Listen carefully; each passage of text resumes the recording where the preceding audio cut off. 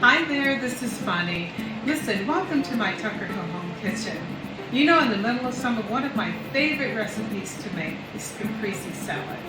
And I like it because it's very flavorful, it's easy, and you take this with a little piece of grilled fish, grilled chicken, and you have dinner on the table. So today I'm going to show you how I make my Caprese Salad. So to start out, I'm going to use a combination of the traditional basil that I have here, but also a wild basil. And I like to mix the two of these because the colors are just magnificent. And I have both of these growing here on my urban farm. In addition to that, we're going to add grape tomatoes rather than the slice which you typically see. And I have a variety of different kinds of tomatoes that are currently producing here on my farm. And I'm going to use that, and also different little twists. Rather than sliced mozzarella or chunks, I'm going to use the mozzarella pearls because I think it's pretty. And to that, I'm going to add a little bit of salt and pepper. That's a kosher salt and a coarse ground black pepper. And to top it off, I always make a basil oil. You just basically take some of your basil, olive oil, you blend it nicely, and that gets to be drizzled over the top. And for those of you who want a little bit more of a punch, we can also use a bit of balsamic vinegar. So let's get started. So first I'm going to take my leaves and light them up, place them nicely here on my platter. And just make sure you only use the leaves. You don't want to use the stems. And I'll take these and mix them up a little bit so that you have a combination of the greens and the purples. It's really, really pretty when you combine them that way. Add a little bit more of this.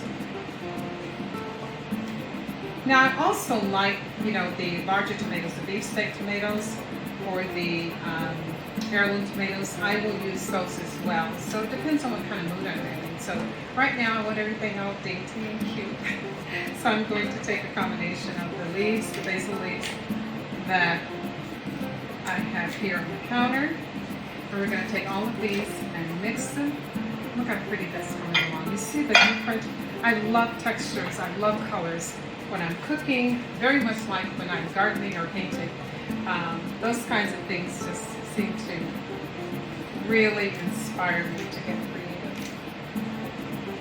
So we're going to keep breaking these off and adding them until we cover the bottom of the platter. And you can arrange them however you like. Let your own creativity be at play. You don't need to follow exactly what I'm doing. The idea is to get that combination of flavors and colors and textures so that not only does the salad taste good, but it's also a feast for the eyes. Okay, we're going to finish taking this, and I'm going to put the rest of these green leaves here on top of the purple ones. Now you know the nice thing about this, the purple basil, the wild basil, is that this will it's a perennial. And once you plant it, the seeds, it'll reseed itself. And I find it popping up all over my garden. As a matter of fact, I have to pull it out of a lot of different areas because the seeds are very light and they do reseed everywhere. But it's a great, great addition to the garden. The other thing about the wild basil is you can also dry it, and it makes a wonderful tea that has all kinds of antioxidants. And I tend to drink that in the wintertime to kind of help to ward off colds and things like that. So it has a number of different uses other than just making your face. Now you see how pretty that is? Look at that. That is gorgeous. So now I'm going to take my tomatoes and just kind of dot them all over the bed of the salad, like you see me doing here. And if the tomatoes are a little larger, you can always cut them if you'd like. I put them whole when I'm using the smaller grape tomatoes. And I put a generous amount on that, on the bottom of this. And it looks, look at that, isn't that gorgeous? I just absolutely love food that is good and pretty to look at. And the reason I like these pearls is look at that. You can just take these and just put them all over the top of your basil and tomatoes, and it's just wow. Okay, once you do that, you can now, let me just grab a cloth and wipe my fingers a little bit. Once you do that, you can then take your kosher salt and give it a nice little sprinkle on top, as well as your coarse ground black pepper. You can be generous with that because this adds a nice amount of flavor. And then from there, you're going to look at this. Isn't this beautiful? I make a basil oil because once you bruise the leaves of the basil, the flavor is so much more intense. So I love to take a basil oil and just drizzle over the top like I'm doing here. It looks pretty. It adds a tremendous amount of flavor. And it's also very good for you.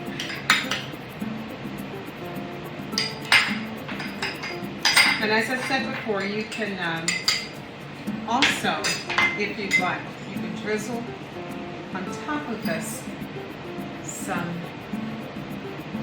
of your balsamic vinegar. Look at that. Isn't that a pretty girl? I absolutely love, love, love Caprese. So listen, be sure to hit the subscribe button and check back often because we're going to be bringing so many wonderful recipes to you. And if you want additional ones, you can always pick up my cookbook, Farm Girl in the City of Food and Love. It's available on Amazon as well as your favorite bookstore. And if the bookstore does not have it, you can always ask them to bring it in because it is available. And you can also visit my website, tuckerhillhome.com.